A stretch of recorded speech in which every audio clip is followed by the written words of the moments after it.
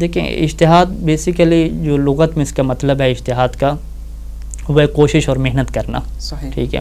اور ہم جو فقہ میں اس کا مطلب لیتے ہیں کہ قرآن و حدیث سے حکم شرعی نکالنے کا ملکہ اور قدرت. جس فقیہ کے پاس یہ صلاحیت آ گئی ہے کہ وہ قرآن اور حدیث سے حکم شرعی کو نکال سکتا ہے اپنے اوپر بھروسہ کر کے, کسی کی پیروی کر کے نہیں, کسی کی تقلید کر کے نہیں, اپنے اندر اس کی صلاحیت ایسی ہے کہ وہ خود ہی قرآن اور حدیث کو مطالعہ کرے اور اسے حکم شرعی نکال سکتا ہو, اس کے اوپر صلاحیت رکھتا ہو, تو اسے ہم کیا کہتے ہیں کہ اس کے پاس اجتہاد ہے, یعنی اس کے پاس اجتہاد کی صلاحیت موجود ہے. اور یہ جو صلاحیت ہے یہ کیسے آتی ہے؟ بنیادی طور پہ دو چیزوں میں ہم تقسیم کرتے ہیں. پہلی چیز تو کیا ہے کہ قرآن اور سنت جو کہ ہمارا اسلام جس کے اندر نازل ہوا, ایک اسلام کا منبع ہمارے پاس کیا قرآن ہے, اور دوسرا اسلام کا منبع ہمارے پاس جو چشمہ ہے وہ احادیث کا ہے. دو ہی چیزیں ہیں. تو یہ فقیہ ایسا ہونا چاہیے کہ جسے قرآن اور حدیث کا کم از کم پہلے مرحلے میں پہلا مرحلہ کہ خود سے ترجمہ کرنا آتا ہو, خود سے قرآن کا مترجم ہو, خود سے قرآن اور حدیث کو سمجھتا ہو. اب خود سے قرآن و حدیث کو سمجھنے میں جو پہلی چیز آتی ہے وہ چیز یہ آتی ہے کہ وہ کسی ڈکشنری والے پہ اعتماد نہ کرتا ہو, کیونکہ ہم علم اصول فقہ میں یہ بات پڑھتے ہیں کہ قول اللغوی لیس بحجۃ, کہ ڈکشنری والا اگر کسی لفظ کا معنی بتا رہا ہے تو وہ ڈکشنری والی کی بات آپ کے لیے حجت نہیں ہے. اور یہ پریکٹیکل بھی ہے ہمارے پاس, کیونکہ جو اکثر عربی کی قدیم ڈکشنریاں لکھنے والے ہیں اور ان میں جو اکثر تعداد ہے وہ اہل تشیع اور مؤمنین حضرات کی نہیں ہے, ولایت علی علیہ السلام کے ماننے والوں کی نہیں ہے. اب ان لوگوں نے جو لغت کے معنی لکھے, جو عربی الفاظ کے انہوں نے معنی لکھے, وہ اپنے مذہب کے مطابق لکھے. کہ بہترین مثال ہمارے پاس لفظ غنیمت کی ہے کہ انہوں نے لفظ غنیمت کا مطلب کیا لکھا, جو جنگ سے حاصل ہوتی ہے, حالانکہ لفظ غنیمت کا جو مطلب تھا فائدہ تھا, کوئی بھی انسان کو فائدہ حاصل ہو. اور اسی سے حکم شرعی آگے تبدیل ہو جائے گا کہ اب قرآن کہے گا کہ غنیمت کا خمس نکالنا ہے, تو وہ کہیں گے نہیں فقط جنگ ہوگی تو پھر خمس نکالیں گے. ہم کہیں گے نہیں, غنیمت کا جو مطلب ہے وہ کیا ہر قسم کا فائدہ ہے. لہذا پہلے مرحلے میں فقیہ جو ہے وہ لغات اور ڈکشنری کے اوپر عبور حاصل کرے گا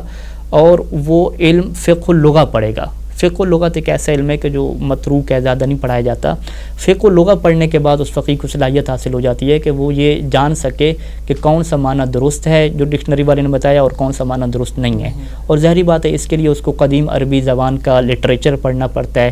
کہ معصوم کے زمانے میں جب یہ لفظ بولا جاتا تھا تو کون سے معنی میں بولنا جائے گا. تو پہلی چیز جو حدیث کو سمجھنے کے لیے, قرآن مجید کو سمجھنے کے لیے جو پہلا علم ہوگا اس علم کو ہم علم فقہ اللغہ کہیں گے. اس کے ساتھ ساتھ پھر الفاظ کا جب اس کے پاس ذخیرہ آ گیا, پھر الفاظ کی پہچان کے لیے ظاہری بات ہے اسے علم چاہیے, اسے ہم علم صرف کہتے ہیں. پھر ہم جو ہے وہ الفاظ کو آپس میں جوڑا, جو اس کی زیر زبریں لگ رہی ہیں, حرکت لگ رہی ہے, اس کے لیے اسے علم نحو چاہیے. دیکھیں یہ بات تو طے ہے کہ قرآن مجید کی جو زیر زبر ہے اس میں کوئی اختلاف نہیں ہے, لیکن جو ہماری احادیث کی کتابیں ہیں ان کی زیر زبر میں تو اختلاف ہے. اب عربی زبان ایسی ہے کہ جس میں زیر زبر ہو, واو کا اضافہ ہو, تو اس سے معنی میں تبدیلی ہو جاتی ہے. لہذا ضروری ہے کہ فقیہ خود علم نحو جو ہے اس کا ماہر ہونا چاہیے تاکہ وہ خود فیصلہ کر سکے, کسی کے اوپر ڈیپینڈ نہ کرتا ہو. تو یہ علم صرف اور علم نحو ہو گیا. اور اس کے ساتھ ساتھ وہ بلاغت اور فصاحت کا اسے علم ہو, جسے ہم کیا کہتے ہیں,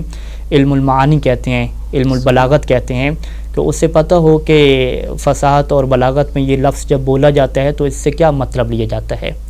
تو یہ جو علوم ہے ابھی جو ہم نے گنوایا, علم فقہ اللغہ ہو گیا, علم صرف, علم نحو اور علم بلاغت, یہ چار علوم ایسے ہیں کہ جس کے اوپر مہارت حاصل کرنے کے بعد فقیہ کو آپ کہہ سکتے ہیں کہ وہ خود سے مترجم بنتا ہے. خود سے مترجم کیا مطلب کہ وہ کسی ڈکشنری والے پہ بھروسہ نہیں کر رہا, خود سے وہ علم اور یقین حاصل کر رہا ہے کسی معنی کے صحیح ہونے کا. وہ کسی زیر زبریں لگانے والے پہ بھروسہ نہیں کر رہا, خود سے روایات کی زیر زبریں لگا رہا ہے, اور وہ خود سے کیا ہے ترجمہ اس کا کر رہا ہے. تو یہ چار علوم پہلے مرحلے میں ضروری ہیں کہ کم از کم وہ خود سے روایات کو سمجھے گا ترجمہ. پھر اس کے بعد اگلا مرحلہ آتا ہے کہ روایات کو جوڑ کے آپس میں کہ کون سی عام ہے, کون سی خاص ہے, کون سی ناسخ ہے, کون سی منسوخ ہے, کون سی مطلق ہے, کون سی مقید ہے, کون سی محکم ہے, کون سی متشابہ ہے, ان چیزوں کو آپس میں جوڑ کے کیا ہے نتیجہ نکالے گا. اس میں سب سے پہلا مرحلہ کیا آتا ہے, علم رجال کا مرحلہ آتا ہے. علم رجال کیا مطلب, کیونکہ دیکھیں یہ بات طے ہے کہ قرآن مجید جو ہے وہ تواتر سے ہم تک پہنچا ہے. اس میں آپ یہ بات نہیں کر سکتے کہ کیا یہ آیت درست ہے یا درست نہیں ہے. لیکن جو احادیث ہیں, احادیث کے بارے میں ایسا کوئی دعویٰ نہیں ہے کہ حدیث کی کتاب قرآن کی طرح بالکل صحیح ہے کہ جس میں آپ دوسری بات ہی نہیں کر سکتے. احادیث کے اندر لا ریب فیہ کا کوئی چکر نہیں ہے اس میں, بلکہ خود معصوم نے فرمایا ہے, گزشتہ اقساط میں ہم بیان کر چکے ہیں کہ اس میں تو سب کچھ مکس ہو چکا ہے, جھوٹ تک اس میں مکس ہو چکا ہے, عام خاص اس میں مکس ہو چکے ہیں. تو لہٰذا اس کی بنیادی ذمہ داری یہ ہوتی ہے کہ وہ کتاب کے جو نسخے ہیں جو احادیث کے ہیں ان کی معرفت حاصل کرے، پھر جن لوگوں کے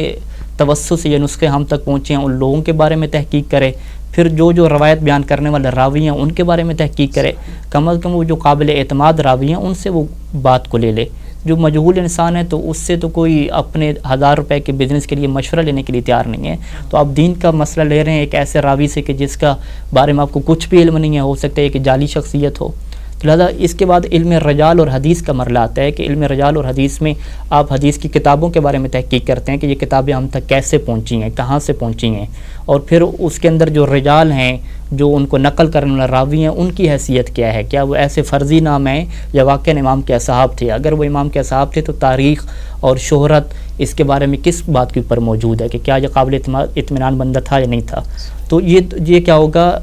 ترجمے کے بعد یہ دوسرا مرحلہ ہوگا کہ آپ کو یہ طے کرنا ہے کہ جو ہمارے پاس احادیث آ رہی ہیں یہ کون سی درست ہیں کہ واقعی یہ امام سے صادر ہوئی ہیں، اس کے لیے علم رجال و حدیث ہو جائے گا۔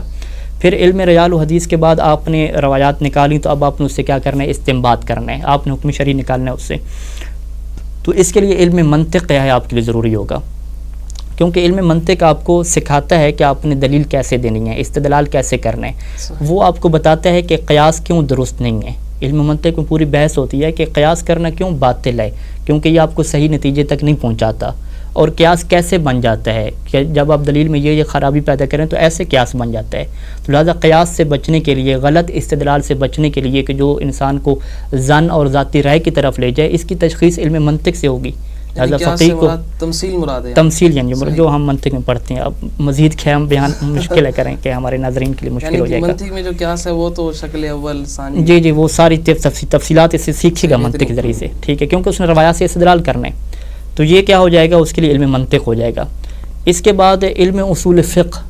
علم اصول فقہ کا مطلب کہ امام صادق علیہ السلام نے فرمایا تھا کہ ہم آپ کو اصول دیں گے اور آپ نے اس سے کیا نکالنے ہیں، فرعی مسئلے نکالنے ہیں، کیونکہ یہ قرآن اور حدیث اور اسلام کا یہ طرہ امتیاز ہے کہ قیامت تک آنے والا کوئی بھی مسئلہ ہو جائے، چاہے وہ جدید سے جدید مسئلہ ہو، اس کا حل قرآن و حدیث میں موجود ہے۔ اب وہ قرآن و حدیث میں کیسے موجود ہے، کیونکہ قرآن و حدیث نے ایک کلی پرنسپلز، ایک قواعد کے آپ کو دیے ہیں، اصول دیے ہیں، تو اگر ان اصول کے اوپر آپ بحث کر لیں گے، ان کو طے کر لیں گے، جو اصول قرآن و حدیث سے نکلے گئے ہیں، تو یہ آپ کے پاس کون سا علم بنے گا، علم اصول فقہ بنے گا۔ یعنی کچھ لوگ کہتے ہیں کہ اصول فقہ یہ ذاتی رائے کا بنایا ہوا علم ہے، یہ ذاتی رائے کا بنایا ہوا علم نہیں ہے، یہ خود احادیث سے استنباط شدہ ہے۔ جیسے اصول فقہ میں ہم قاعدہ استصحاب پڑھتے ہیں، اب قاعدہ استصحاب امام کی ایک حدیث ہے کہ اگر پہلے آپ کو کسی چیز کا یقین تھا، بعد میں اس کے بارے میں شک ہوا، تو آپ اسی یقین کو باقی رکھیں گے، یہ ایک قاعدہ ہے۔ اس قاعدے کی کیا تفصیلات ہیں، کیا اس کی شرائط ہیں، اب اس کے اوپر اتنی موٹی موٹی کتابیں تشکیل پا گئیں۔ ایک برات کیا ہے قاعدہ ہے، ایک احتیاط کیا ہے قاعدہ ہے، اگر کسی چیز کا حکم قرآن و حدیث میں موجود نہ ہو تو اس کے لیے امام علیہ السلام نے کون سے قواعد ہمیں تعلیم دیے ہیں،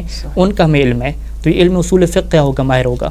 تو علم اصول فقہ، منطق اور رجال و حدیث، اس کے بعد فقیہ اس قابل بنتا ہے کہ اب وہ فقہ کے میدان میں آئے اور خود سے کیا کرے، استنباط کرے۔ یعنی اگر ہم ان چیزوں کو گنوانا چاہیں تو ہم کہتے ہیں کہ 2 مرحلے ہیں۔